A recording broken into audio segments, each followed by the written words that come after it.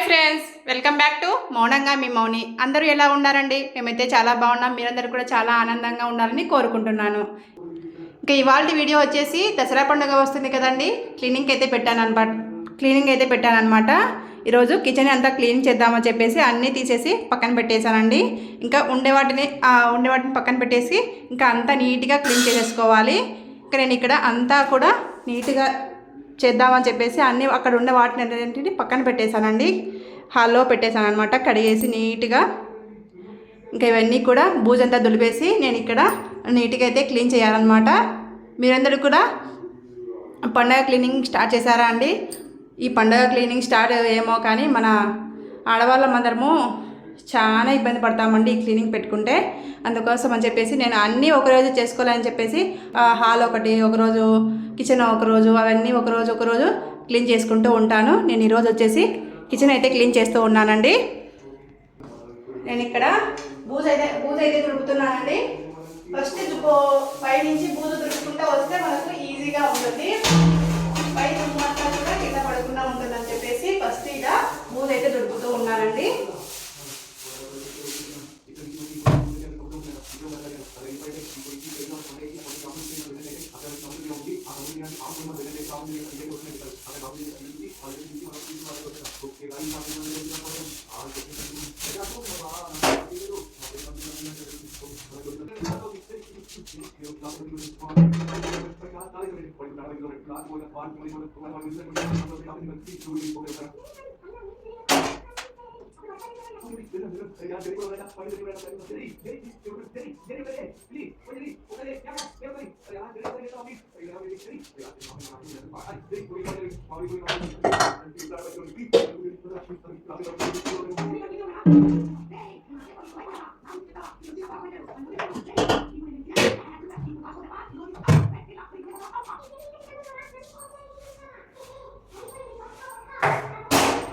First అడవి అయితే clean చేస్తున్నానండి.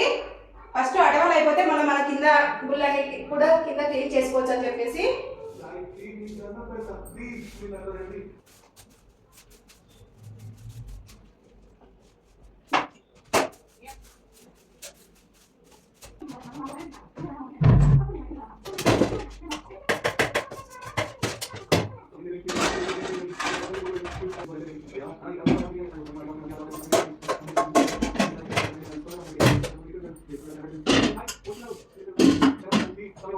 పైన అడవంతా కూడా క్లీన్ చేసేసానండి. ఇంకా ఇప్పుడు గుళ్ళని అయితే క్లీన్ చేయాలన్నమాట.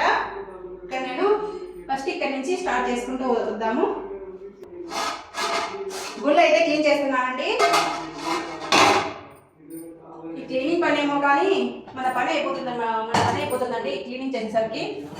ముఖ్యంగా వంట రూమ్ వచ్చేసి చాలా చాలా డస్టీగా ఉంటుంది. మనం ఎక్కడ పెట్టాల్సిన వస్తువు అక్కడ పెట్టకుండా ఎక్కడో ఒక చోట పెడుతూ ఉంటాం కదా. అందుకోసం అని చెప్పేసి ఈ క్లీనింగ్ పని అయితే కిచెన్ క్లీనింగ్ అంటే కొంచెం చాలా కష్టం అండి. ఇంకా అన్నీ తీసేసి నేను ఇక్కడ క్లీనింగ్ అయితే చేస్తూ ఉన్నాను.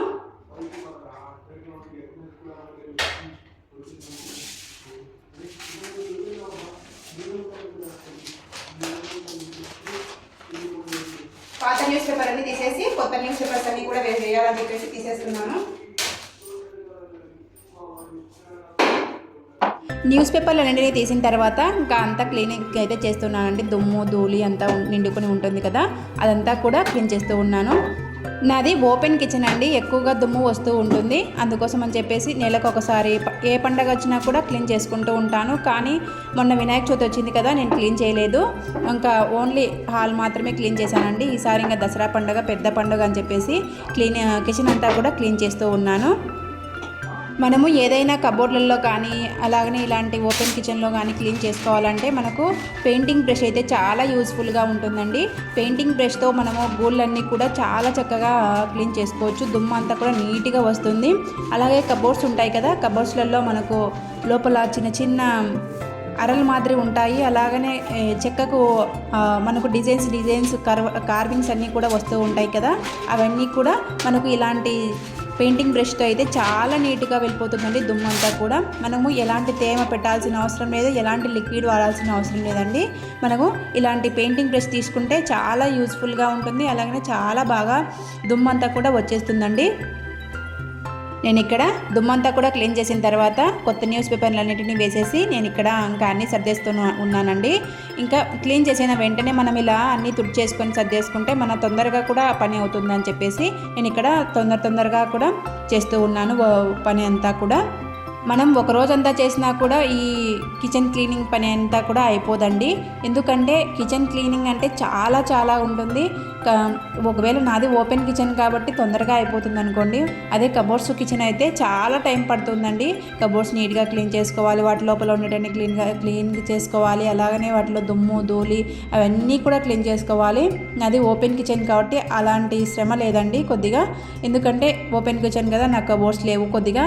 ఇంకా నేను అవన్నీ క్లీన్ చేసేసి వాటిలో ఉండే న్యూస్ పేపర్స్ అన్నీ మార్చేసి కొత్త న్యూస్ పేపర్ వేసేసి ఇంకా అన్నీ కూడా సర్దేస్తూ ఉన్నాను.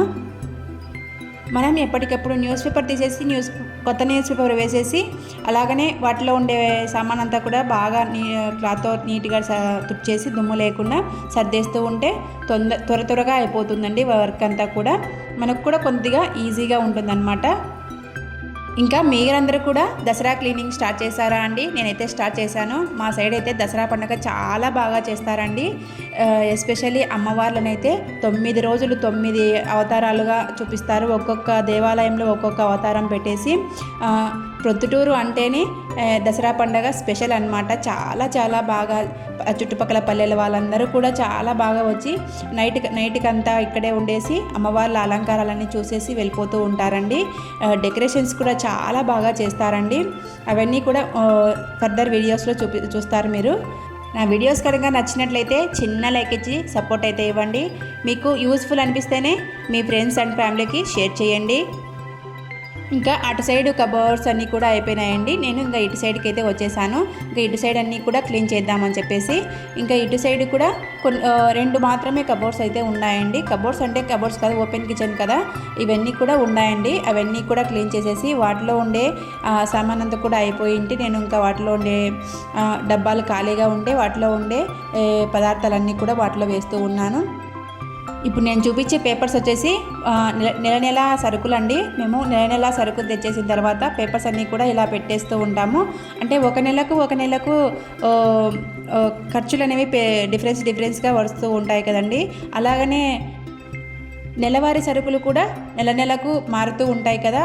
ఆ ముందు నెల ఖర్చులు అలాగనే ఇప్పుడు వచ్చిన నెల ఖర్చులు కంపేర్ చేస్తూ ఉంటాము. ఈ నెల ఎంత ఖర్చు వచ్చింది, ఈ నెల ఎంత ఖర్చు వచ్చిందని చెప్పేసి అలాగనే ధరలను కూడా కంపేర్ చేస్తూ ఉంటాము. ఇవి పెరిగినాయి అని చెప్పేసి కంపేర్ చేస్తూ ఉంటామండి. నేను నెలవారీ సరుకులన్నీ కూడా అలా చీటీలో రాసిస్తూ ఉంటాను. మా వారైతే తీసుకొస్తూ ఉంటారు.